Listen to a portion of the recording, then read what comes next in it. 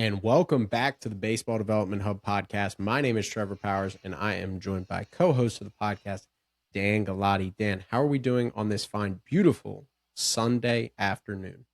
Doing well. Happy Mother's Day to all the mothers out there. Yeah, all the moms that I'm sure tune into this episode each and every week and are huge fans, and each and every one of you that support the podcast, we love you. We appreciate the moms, and for all the dads who are probably more likely to listen to this podcast, make sure you extend a Mother's Day wish from Dan and I here at Backside Ground Balls Media. So, Dan, obviously it's Mother's Day, so we're gonna try to move this along in respect for your first year mother of your wife, so you guys can celebrate. So let's get into the conversation. One of the things that stood out to us, and really it started probably at some point through the MLB season last year. We had a great conversation with Dan Hefner over the summer of talking about pitchers utilizing multiple fastballs, even if they're quote unquote below average in terms of stuff or in terms of movement profiles, just to keep hitters off balance. Well, this spring, that has been a craze across baseball. You look at the success of Jose Soriano, Cam Schlittler, multiple other guys, even with elite fastballs like Joe Ryans of the world that are going to use sinkers. Peyton Tolley is another example that are using sinkers just to keep hitters off of their even elite fastball. So talk a little bit about what you've seen from pitchers and maybe why we're seeing pitching development start to head into this new era of adding pitches just to keep hitters off balance just a little bit. Yeah, I kind of first saw this when I listened to Caleb Cotham on a podcast last spring training, I think, spring training of 25. And he was talking about the ability to use multiple fastballs and how, back in the day, pitching development, it was all about speed differential to knock off timing and things like that. And offense and hitters have just gotten so good that there was an avenue for guys to win within the margins, pitchers to keep things the same velocity but move in different ways. And so having multiple fastballs and then listening to him talk about this and then think about the best pitcher he works for and Zach Wheeler, and a guy who was a multi-fastball guy now. And as his career's gone on, he's turned into a guy who throws like 7 pitches, but he throws 3 different fastballs, 4-seam, sinker, cutter. It's allowed him to kind of get better with age. It's allowed him to bounce back from thoracic outlet this year and still, even with diminished velocity, be able to be really successful because, I think, and I wonder if, I hate how much of a deal people make of this, especially in Major League Baseball, but the Trajekt machines, where you can kind of put, a guy's stuff into the computer in the machine and then kind of replicate it. How if you just have one outlier pitch, guys can now see it 4 times before they face you. They can see it a bunch. They can get in the cage and swing off of it a bunch. They can then either eliminate it or they can kind of start to get to that one outlier pitch. And unless you're Jacob Mizorowski, where it's 104 miles an hour, so like, no one, like, you're never going to really be comfortable with 104. Guys can get to those things. And I think even early in the season, again, I'm sorry I'm always so Philly slanted, but that's who I watch the most. But like even seeing Christopher Sanchez through his first like 6 starts or whatever, lead Major League Baseball in hits allowed, it was kind of eye-opening because that's a guy with one elite pitch. It's a changeup. And I know we're talking multi-fastballs here, but he's now kind of had to make adjustments over his last 3 starts, which he's made those adjustments and he looks great again. But like, to kind of combat the fact that guys were able, even though he had that one elite pitch, guys were hunting the other stuff and it wasn't as effective. And there were some command things with that, but it's just, I think hitters have gotten so good that you have to find new avenues and being able to throw things at a similar velocity that move in different ways. And if you think about if you're a guy who has a 4-seamer with carry, you can ride up in the zone and then you can figure out how to sink a baseball and now open up that quadrant of the plate and then throw a cutter. So, like you always talk about with Corbin Burns, the cutter sinker thing, like even if the other 2 aren't elite or even average or slightly below average, if you're throwing up the same velocity and they're moving in a different direction as the 4-seamer or whatever your primary one is, you'll get off barrels. And that's the name of the game, is weak contact. At the end of the day, right, I think it comes down to those 2 market inefficiencies that weren't discussed enough, right? When we went into this stuff craze, throw your best stuff, I think it was great for pitching development. the soft contact was not put to the wayside, but it was a very big conversation of, well, you better have BABIP luck, right? You Right. better have BABIP luck. You better not have defenders standing in a different position than where the guy hit it soft, because then it's a hit. The reality is the batting average against on a swing and miss is straight up zero. Right. Even the batting average on 20 miles per hour at negative 20 has a couple outliers sprayed in there. So the best outcome for a pitcher was to generate a swing and miss.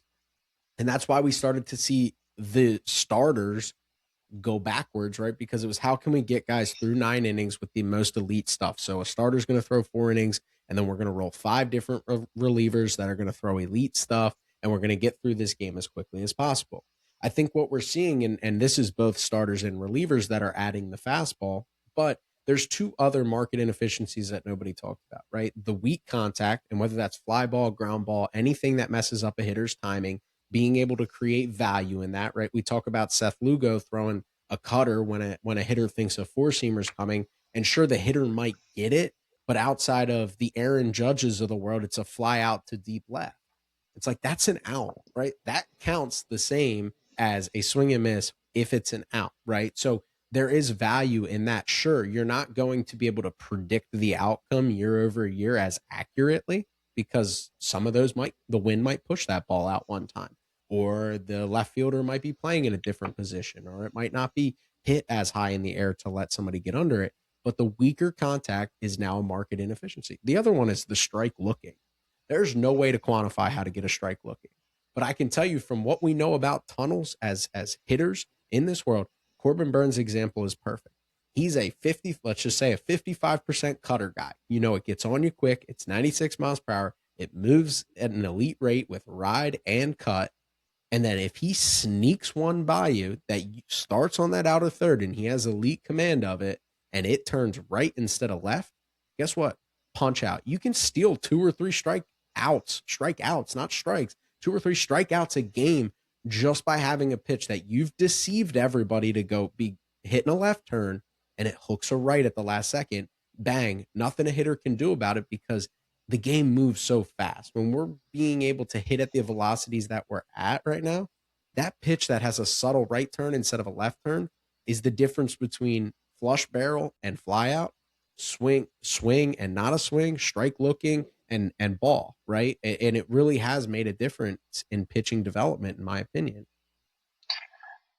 Yeah, and I don't know what the exact numbers are on that, but like you think about, if you're talking about stealing 2 to 3 strikeouts a game, you're talking about stealing an extra inning in your outing, and how much more valuable you become to the team, how much more valuable your bullpen becomes, because now you're bumping everybody back an inning. You're not asking for as many innings on your start day as you are from your bullpen on maybe other start days, and like how incredibly just that is. Like in Major League Baseball, I think the 4 inning starter, there's still a lot of teams who abide by that, and there's still teams who they're comfortable rolling guys out there and capping them hard and third time through the order thing and that. But like, there is still so much value, in my opinion, especially over the course of 162, in having a starting rotation where guys will go and get you 18 to 21 outs. Because if you are a playoff team, especially, your bullpen is then fresher come playoff time, and you can put your starters on a shorter leash. And instead of bringing in guys that have thrown 70, 80 innings, if you just knock off, 10 of those outings a year because your starters have pitched deeper into games, you now have fresher arms at the most important time.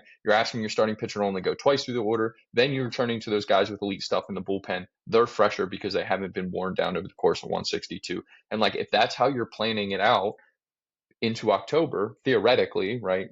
You get into October, anything can happen, but theoretically, that's kind of the way you want to do. And if you look at the Dodgers, they kind of like accidentally stumbled into this last year. And it was a little bit more because of like IL stints throughout their whole entire pitching staff. But they got to October, and what made them like so ridiculously scary, other than like the names on that roster. But when you got to October last year, it's like all these guys were fresher than everybody else they were competing against, because so many of them had been on the shelf during the year. And then they were all healthy come October. They got Roki Sasaki now as a closer outside of Tanner Scott, who was the only one who was dealing with some stuff. Like everyone else, it was like everyone else was fresher because of the IL stints they had throughout the starting rotation, throughout the bullpen. And like, so then pitching for 2 months or in when you get to the postseason, or a month into the postseason, was not that big of a deal for them. And whereas you see some guys wear down in the playoffs that are ridden pretty hard all throughout the postseason, like, or through the regular season. Like, I feel like there's so many examples. I'd have to go back and pull them.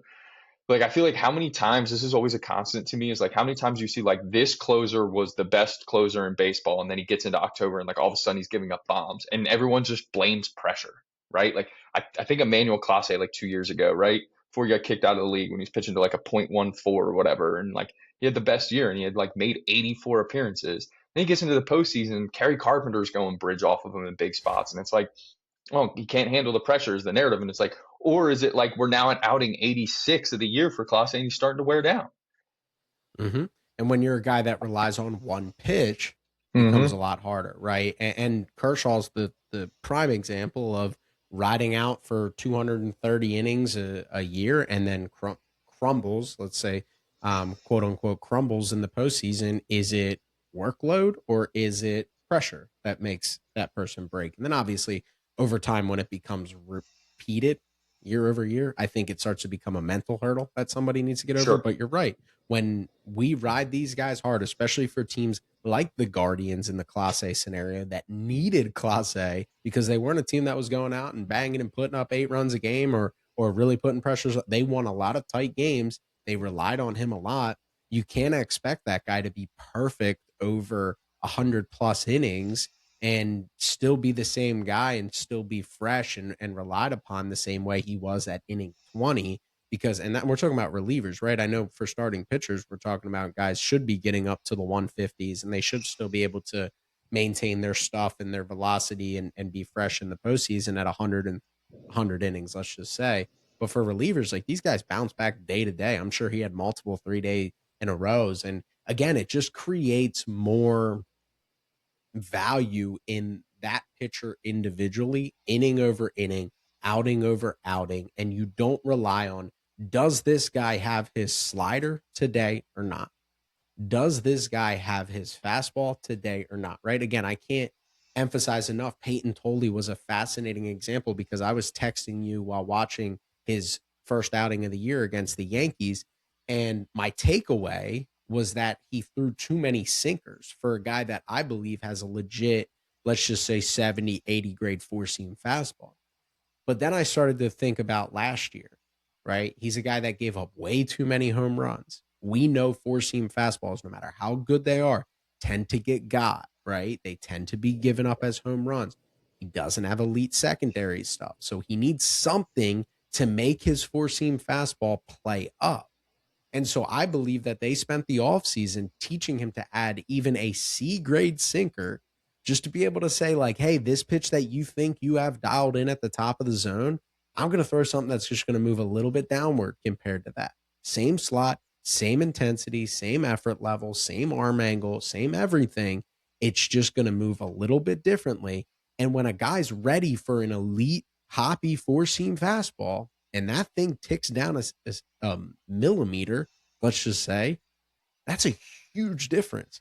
It makes a huge difference in terms of the ability to flush that and hit a home run versus missing it, hitting a ground ball, swinging through it, being off balance, off time, all of these different things. And it really creates a hard environment for hitters to consistently get their foot down and consistently, like, again, like you've emphasized, hitters are so good right now that they train at a level where if you're a guy that throws one elite pitch, they're going to be ready for it. Now you can have, like, Chase Burns right now is a great example of the opposite of like two pitches that are so elite right now and nobody can hit that darn slider no matter how many times he's throwing it right now. But there's going to become a time and place where he's going to have to adapt because one day he's not going to have that.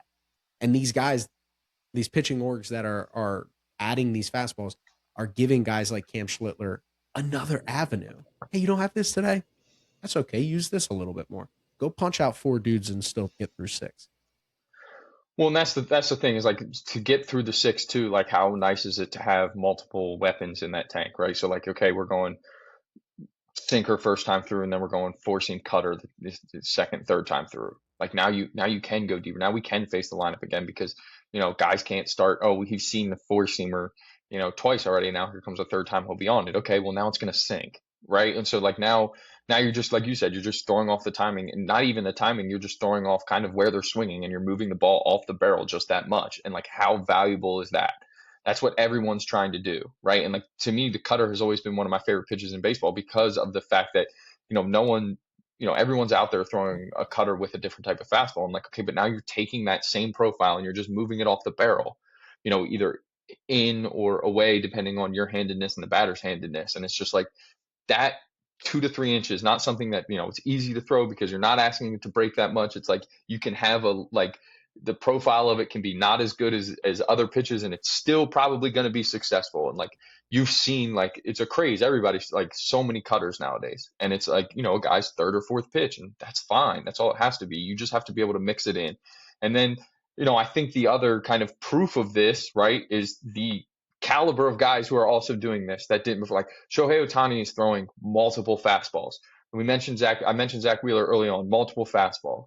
Paul Skenes, he throws 3 different fastballs. Like, so you're looking at these guys who, you're talking about a Cy Young Award winner in Skenes, multi-time Cy Young Award winner. Ohtani, who if he ever could stay healthy, could win a Cy Young, and off to an unbelievable start on the mound this year. And it's like those guys are doing it.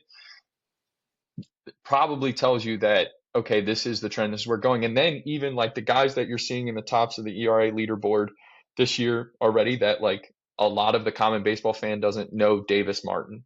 They don't know, Nick Martinez, even though I've had a lot of respect for Nick Martinez for a long time. Like you're talking about guys who throw 3 different fastballs, they're throwing their fastball 60% of the time. It's just it comes in 3 different variations, and how much better that has made them and allowed them to have success. And like Davis Martin is the best example, and I don't know if he's going to pitch to a sub-2 all year. To be completely honest, he's pitching right now. I don't even know how he's doing. But none of his stuff really grades out as above average. None of it.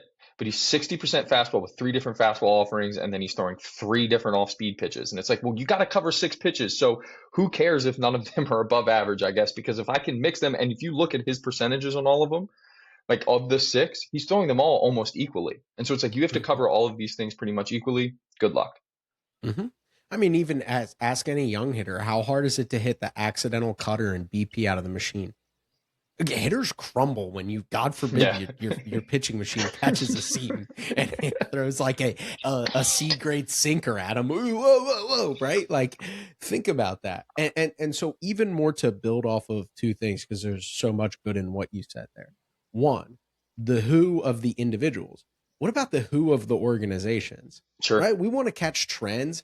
Yankees are doing it, right? Red Sox, who've been really, I mean, they've struggled on the hitting side. We talked about that last week. Really good on the pitching side. We talk about the Phillies, we obviously have admiration here, and the Dodgers, right? Like there's organizations checking a box consistently. Here's another one I'll throw at you that I know me and you have admiration for.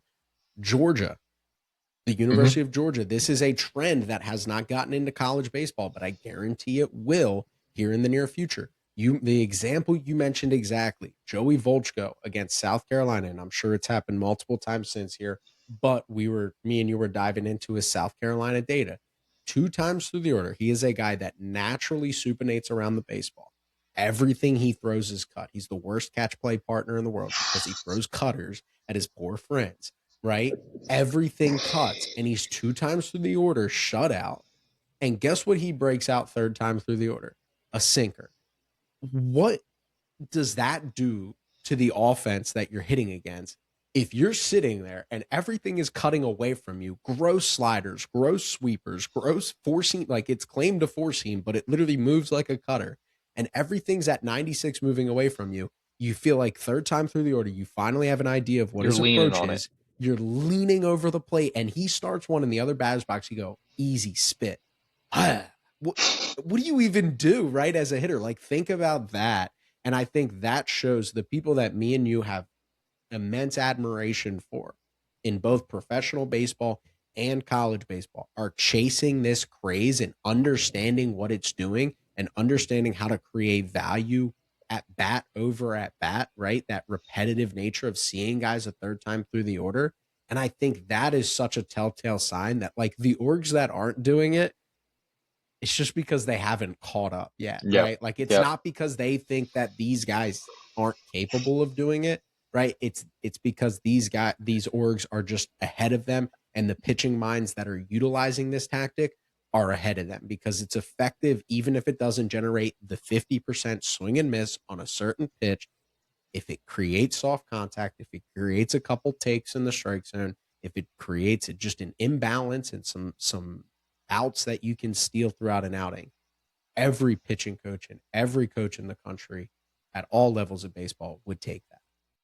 Yeah, and I think that it kind of is funny because it ties back into, well, like, okay, so everyone's throwing multiple pitches. Well, how, it's not easy to develop new pitches, but it's a whole lot easier today than it was 10, 15 years ago because we've gotten so good on the development side, right? We've gotten so good at off season, going to a facility and like having the data and having the instant feedback and making the adjustments and figuring out a new pitch in an off season is now like probably one of the easiest things to do in baseball. Do you mind me even asking this? Was there, yes, it's definitely accelerated recently, right? Ravik spin command balls that I'm holding right now, twirling around. I always hold it when I'm recording on here. Here's the other question. I think the open-mindedness to the value of a pitch, if it didn't check the benchmarks it had even in 2024, right? Yeah. When we were adding pitches in the offseason, I think so many people were obsessed with adding the disgusting pitch that they lost sight of the value of having two separate pitches that are similar speeds but just move different enough to create off balance from the hitters. Is that fair to say that as a community we've started to open our mind to like 95 stuff plus grade? Don't care, throw it 10% of the time. Without question, and I think pitchers have kind of opened their eyes to. I think pitchers are more willing and eager. They want to continue to add to their repertoire. They understand that if they can just have another, I think, because everybody, when they go into minor league baseball, for the most part, when you first get drafted, you're probably going to be a starter, right? You want to be a starter. Every pitcher wants to be a starter. There's more glory in it, yada, yada, yada, yada. So I think they all understand that if I can just add one more tool to my tool belt in the offseason that can allow me to get deeper into games, that gives me another weapon against hitters because hitters have gotten so good, and because even in 2020 we were still in the craze of, and I think 2020 we hadn't banned sticky stuff yet, right? So it's like everybody's just chasing vert, everybody's just chasing high ride, and hitters weren't as good still at getting to the top of the baseball and figuring that out. Well, like always in sports, and especially in baseball, is like there's going to be an adjustment. Hitters have, how many hitters are gotten really good at being flat and getting to the top of the if anything, baseball? too good. Like, right? Like Tatis example is too good at getting to the top of the baseball. Right. Like we're just going to flatten out our swings and get to the top of the ball. Like that's just what all of them started to do, and they got really good at it. And it was like, well, now you can't survive on just a high ride fastball. Again, unless it's 102, which you have a whole different set of gifts. I'm talking about for the majority of people on this earth who can't consistently go out there for 6 innings and throw 102 like a Jacob Mizorowski. You needed to continue to add tools to, weapons to the tool belt. And hitters have, again, if you have 2-3 pitches, especially as a starter, and again, there's always outliers, but just for the main, for the majority of people, if you only have 2-3 weapons, hitters can cover it all. And they've gotten so good at being able to eliminate certain things because they're seeing, and again, this is where I come back to, and I don't want to keep coming back to this, but having the Trajekt machines and being able to see it and see it and see it before you face a guy, you can get to the park at 11 a.m. and just start seeing his stuff for hours before the game if you want to. Now that slider doesn't play as well because guys are spinning. Guys are going to spin on that now. So now and then they know they can sit out and they can wait for the fastball and they can get on top of it like we talked about. So it's like, so what are you going to do when you get into a start? And you will. You get into a start where you're not landing the slider and guys are waiting out the fastball and you only got one. Like, where do you turn to? And I think if you can, like we've talked about, cut the baseball or sink the baseball, now you just make them, they guess just for another tick. And that's all the difference, as we know.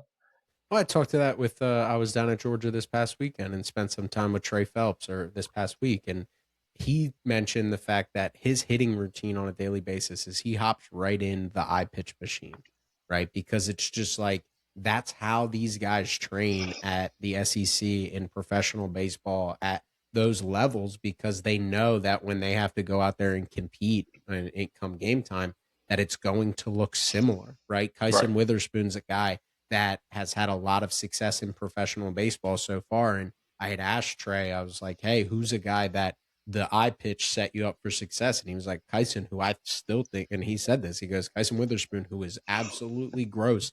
For whatever reason, I saw the ball great off of him, right? And I completely know that it is because of the machine work I did pregame to see that movement profile before. And again, like I've heard majority of people say that the way those machines throw the baseball is harder than the game, right? Like then how it comes out of the hand, because there is a song and dance, there is adrenaline, there are all these other factors that come into play when it comes to execute out of an arm compared to a machine with weird lighting and a backdrop and all of these different factors that come into play. And I just believe it has such a huge impact on the ability to perform come game time. So hitters have gotten to the point where they can combat anything.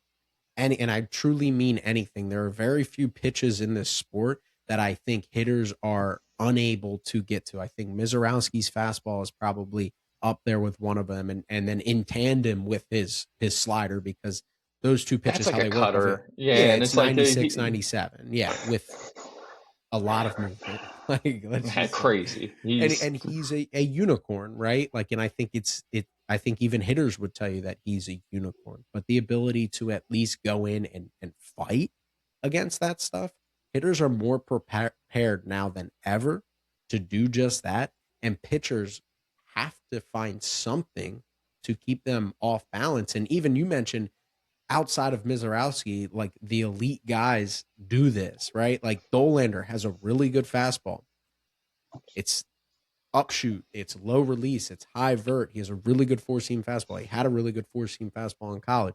He throws a sinker, and he uses the sinker frequently. And so I say that to say, like, yes, does Colorado play a role in that? Yeah, because you can't just always rely on your upshoot heater Sure. and attacking the top of the zone. That's a guy who has borderline 70 grade fastball, kind of like Peyton Tolley, who still needs it, right? Like I do think, and I guess this is my question for you after I get off this tangent here, is velocity the benchmark? Because I think everything from a fastball movement perspective is people are able to combat. But Mizorowski feels like the only guy that people aren't able to combat. Is it just the fact that it's 3 to 6 miles per hour harder than even what Dollander and Tolley throw at their best? No question. No question. There's no doubt. Because you just don't see it, right? Like you see 99 every night. And like I know that anytime a guy sits 99, right, like or throws 99 semi-consistently, we say he throws 100, right? But those guys typically don't actually average 99, and they're technically not actually hitting 100. So when you take a guy who's 97 to 99, and you now bump that up to 100 to 104, it like that, like that's the difference between like take it back down to something we normally look at. Like when you see a guy throwing 92, you kind of go, right?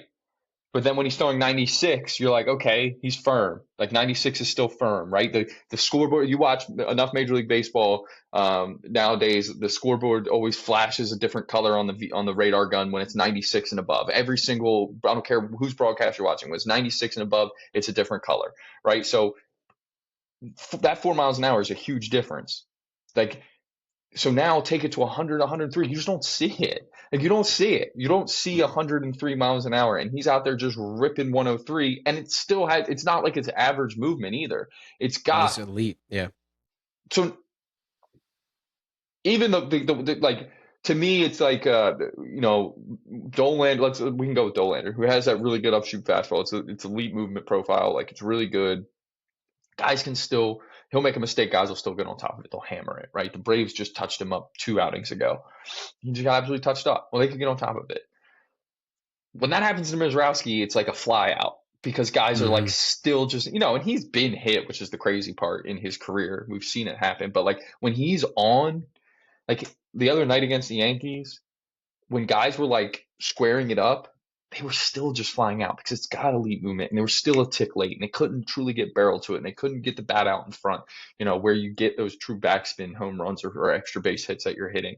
And so for me, yes, like I think when you look at a guy like Mizorowski, it's truly just that velocity difference is such an outlier that you can rely on it, that you can just be one. And I think, don't get me wrong, 1-2 pitch guys can still succeed. More now than ever.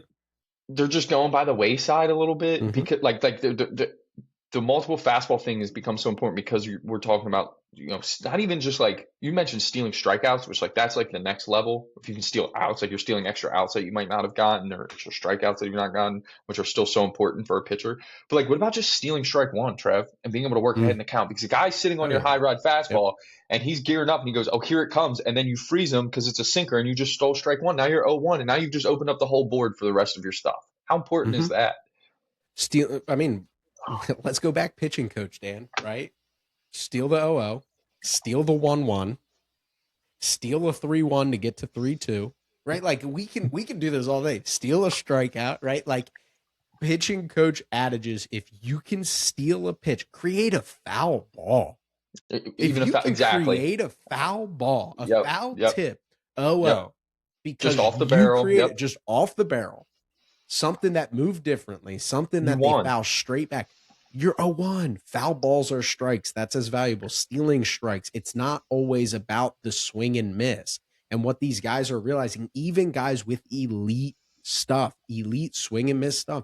Paul, you mentioned Skenes, Wheeler, like all these guys. We could go on for days. The whole Yankees pitching staff, all of them. I guarantee when Garrett Cole comes back from his IL stint, he's going to be throwing a sinker. I would probably guarantee it. Oh, for Just sure. because the Yankees have trended in that direction, and this is the best starting rotation in all of baseball, right? All of them are realizing there's value outside of just the swing and miss. And that's not me and you sitting here say the swing and miss is not the end all be all. We want swing and miss every time. 100 times out of 100, I would prefer swing and miss. But not everybody has the Mizorowski fastball, the Burns fastball, the Burns slider, right? All of these guys that are unicorns, right? Like, because you can be like, now more than ever, you can be a two pitch guy, because when you have a 70 grade fastball and an 80 grade slider like Chase Burns, it's just like, yeah, set him And out again, there, ship him out there, or let him again, go do it. look at Christopher Sanchez. And Christopher Mm-hmm. Sanchez comes in today with a 2.42 ERA. He's fastball, he's sinker. He doesn't even throw a four seamer. He's sinker, changeup, slider. But his Mm-hmm. changeup is so good that like he just drives people nuts. Guys can try and sit on it, and like you see the most head shakes walking back to the dugout, I think almost of anybody in the league against Christopher Sanchez, because like guys, they know it's coming a lot of times, and it's like you can't. So yes, you can still succeed that way, like you said. Now more than ever, you absolutely can, because we can. Guys have such good stuff, and it is at such a ridiculous level. And you still look at like 99% of the relievers in the league, right?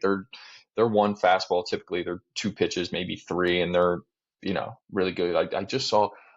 I was thinking of you the other night, and I almost texted you because we talk about all the time. Like you watch enough, and then you see like guys like Jack Perkins is coming out of the A's bullpen, and like just a fastball sweeper combo that is unbelievable. And you're like, who? Who is this?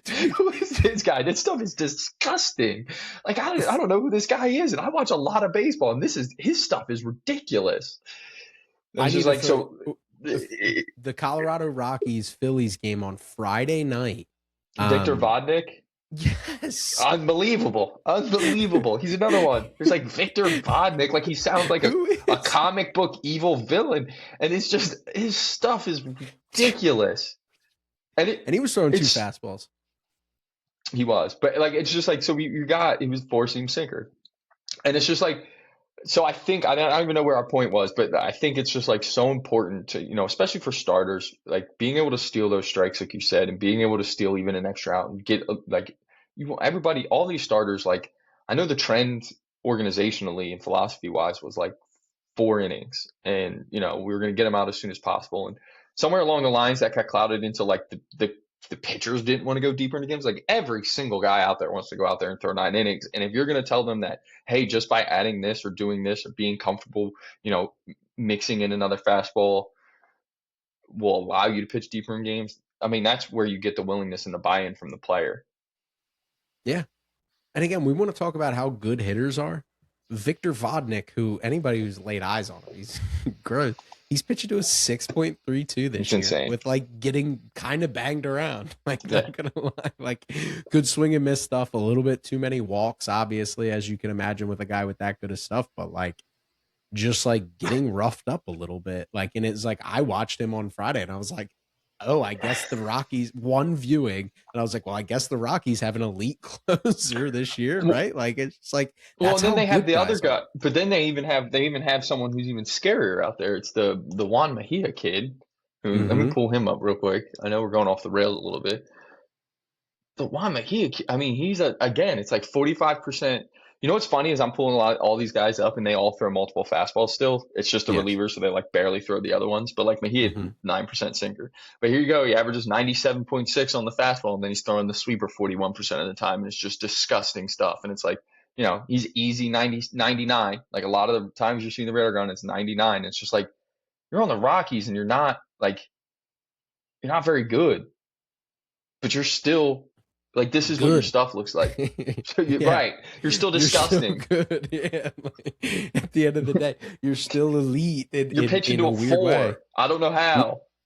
And again, like, to give credit to hitters, it's something that obviously there's so much um, complaining in the overall baseball community about the true outcome hitters and the players that only want to hit home runs and things like that. And it's like, yeah, turn on a baseball game with an open mind of being like, maybe this guy is doing something that's different, right? And again, Yeah, to see relievers that me and you can watch in one setting and go, holy crap, this guy should be a big league reliever or closer, elite closer, and he's pitching to a 6.32, and you're like, something's not adding up. Either the hitters do actually suck, the pitchers haven't gotten better, or crazy concept, hitters are better than they've ever been and the pitchers are better than they've ever been, and no we're in doubt. this There's no doubt. huge chess match that's never going to end,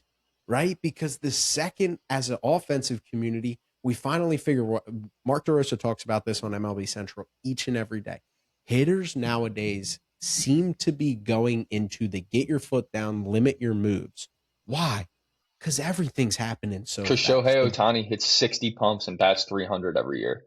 So why 100%. not try and Judge be does like the him? same thing, Yeah, right? Aaron And Judge. there's a reason why, because if you have all these exuberant moves, right? The Josh Donaldsons of the world, even more modern players, the Trey Turners of the world that have these big leg kicks, Bryce Harper, that move a lot. If you're not synced up with the pitcher or young and athletic with the ability to get your foot down and still get a swing off consistently with different pitches, you're not going to hit. So now hitters have simplified. Everybody's not moving, but And they're I still think creating power. I think tying it into the conversation we're having right now too is just like, if I have that big move and I'm geared up and I think it's four seam and oh gosh, it's a sinker, how are you ever going to adjust? And what you're seeing now, and this is what I was going to bring up to you, is I think one of the adjustments to make on the offensive side is, like you're saying, is if we can get our foot down earlier. And like, this is where, listen up, people who don't like the way baseball is played nowadays. I think this year, and I gotta look, someone should fact check me on this, on strikeout rates. And I think I would say it's probably closer to about the same as last year, but it's because of the pitching, not because of the offense. Because I think guys are now more willing to ride out their front side and, oh, it is a sinker, and I'm just going to get this one in play, and I'm okay with a flare right here because I got full, but I got bad on it, and I wrote it out well. And I think that's probably the adjustment that you're going to see from offenses is, we're going to be okay putting the ball in play. We're still going to try and put it in play hard, but now we're going to look for contact more, because I can't slug and try and truly just worry about backspin. You think of the Bregmans of the world, when I have to cover fastball, cutter, sinker, sweeper, slider, change, split, whatever. Like, it's like I can't cover six and do that. You're never going to be on time. You're never going to get the barrel into the position you need to. So why not have, like, cut down on the move, Schwarber, Ohtani. Like, you can go on and on and on with these guys who you see, and it's like, just slow move. I'm going to be able to ride it out. If I can just keep the barrel in the hitting zone, if it is a cutter, if it is a sinker, I can still get back to it. I can be adjustable. And to me, that's kind of the offensive adjustment that's going to continue to come with this. Mm-hmm. Yeah, and it's the only option. Like, Mm-hmm. just call it what it is, right? Like, I think it genuinely is the only option for hitters to put themselves in a position where they're not moving too frequently. Because again, Mizorowski is one thing. Like, every reliever is another thing. Burns is another thing. I mean, you have guys like Joe Ryan who only throw 92, but do it in a unique way with a split finger and now a sinker.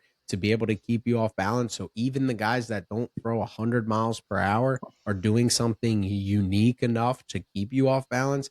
And if you're trying to hit everything like that, Can't do it. You can't do it. It's nobody's that good of a dancer, right? That's what I No. always say, because that's what it comes down to. If you're going to be a big leg kick guy, you have to be a good dancer. You have to be able to sync up the pitcher. And God forbid that guy does the little shimmy where he hesitates at the top of the zone, right? Like, because you've already started your move, right? Like, because that's allowed for pitchers to do. And there's no way to combat that level of stuff consistently and still be good, right? Like, again, it's just we see guys go by the wayside so fast and they're flashing a pan. I mean, Julio Rodriguez is such a great example because he has so many moving parts that when it syncs up, It's like great. the last week, he's great. But when he doesn't sync up, it's cold. He's ice cold. It's and it's just yeah, peaks and valleys, right? Whereas, like you said, Judge Ohtani, those guys, Ben Rice, those guys, automatic, right? Like these guys are just that good. And it takes a next level of like hand-eye coordination and skill as well as limited move and you put like your elite bat speed help, strength, right? Like now you can get it. You're digging a little deeper into it, but it's interesting. Let me ask you this before we finish, because I kind of just like continuing on the multi-fastball conversation. Do you think this like is this going to adjust Stuff Plus models? Because like to me, it's like because again, and this is what you and we've always had a problem with Stuff Plus in the sense of that like looking at individual pitches when we're talking about a guy who uses multiple pitches never truly made sense to me.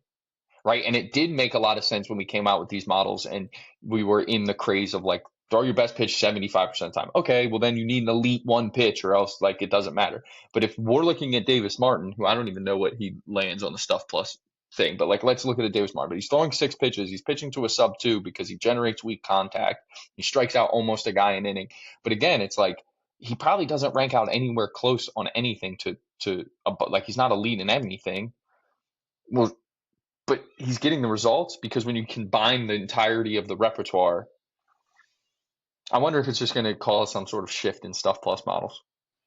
Yeah, so Davis Martin is 96 fastball, 87 sinker, 89 cutter, which for those that don't know much about Stuff Plus models, very heavy velocity for guys, and Davis Martin isn't like a blow you away velocity guy, so that matters. 95 slider, 91 curveball, 86 change, 91 overall Stuff Plus, 103 location plus, which gives you a 94 pitching plus, which for those that don't know, pitching plus is a combination of location and stuff. So but like he grades out as below average.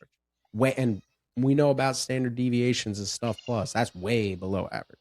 Yeah. That's college average, what we're talking about when we start throwing around 91 Stuff Plus. Like that's average, below average in the SEC, comparatively speaking, just because that's just how it goes. So, yes, I think it has to interchange with each other, right? And like he's through another 5 and like today he's 5 1/3, 3 hits, 1 run so far with 1 walk and 8 strikeouts. A guy is a 94. I don't know. We have to be able to find a way to quantify what the pitch does after 40 feet. Right. And be with able to the other stuff that he has. With the other stuff. And I know a lot of Stuff Plus has gone to specifically your curveball and your changeup is like, let's say for changeup per se. Or splitter is a good example. The differential between speed and differential between vertical break, right? So basically what we're trying to quantify is said tunnel. Does it come out of the same arm slot? Does the fastball stay on plane? And does the changeup deviate plane at a velocity difference that makes it effective against the hitter? Curveball, you could say the same thing. Does the fastball stay straight? And does it match the, let's say, spin direction? Just keeping this as simple as possible. Is the spin direction a direct 12? And then are we able to match the same thing on a curveball, right? And get that direct 12-6 off of the 4-seam fastball. We can do those things. That is possible to be able to do. How do you do it with a cutter? How do you do it with a 4-seamer? How do you do it with a sinker? I think, again, that goes back to our complaints with Stuff Plus is because how does it play against the repertoire versus the pitch itself? Right. There's no way to quantify that right now, directly right now, especially like Corbin Burns is a great example. I remember I used to rack my brain around, why does he throw so many sinkers? Like 3 years ago, I would sit there and why is he still throwing sinkers, man? He's got one of the best cutters in the game. Why is he throwing a sinker? Why is he throwing a sinker? Yes, me Why is he too. throwing a You're sinker? wasting your time. Yeah. You're wasting your time. That's a waste of a pitch. Like, and then he would just like punch a guy out looking and be like, oh, well, that hitter was just stupid, right? Like, and now I look back and go, I was stupid. Right? Like, I was the idiot for thinking that a guy who throws an elite cutter shouldn't throw a sinker in the way that Corbin Burns does. Right. It's using it as a secondary pitch. 100%. And just enough to freeze a hitter and keep him off balance. I mean, let's look at Corbin Burns' stuff plus. His stuff plus sinker in 2025 was, let's go back to Baltimore because his stuff plus was off last year or in the time. He was hurt. A 94 stuff plus sinker with a 111 stuff plus cutter. Right. Go back to the Brewers. A 74 stuff plus sinker in 2022 with a 120 stuff plus cutter. Why would you throw anything except the 120? Right. Why? Right. Well, the Brewers know why. Me and you, apparently. Right, it took us a couple years, but we're here. Years. Yeah, so again, it's the ability to use that pitch. And again, we're not talking about, I mean, for guys like Schlittler and some of those other guys, Davis Martin and guys like that, yeah, it is a 20-20-20, a 30-20-10, a something of that nature, a 40-40, and then off-speed 20. For a guy like Burns, it was, here this is 60% of the time. And here this is 10. And we're going to play master of psychology. And what we're going to do is I'm going to do this with the sinker when you think the cutter's coming, and I'm going to throw the cutter when you think the sinker's coming in. Just by having it be a, let's say, an 12 to 15% usage pitch, that's something you have to game plan for. Anything below 10, you tip your cap and take your backwards punchy and walk back to the dugout with your tail tucked between your legs. A 12 to 15, you have to game plan for. And you can't eliminate that if it's a 12 to 15 pitch, along with a 124 slider, a 124 curveball. Yeah, and it's like, now how much better is that? Like, you're now making that pitch even more, like, you're making it even better. Yeah. One, you're giving them less looks at it, and two, they now have to guard against something else. And so now it's like, pick your poison if you're a hitter. Like, what are you going to take away? What are you going to sit on?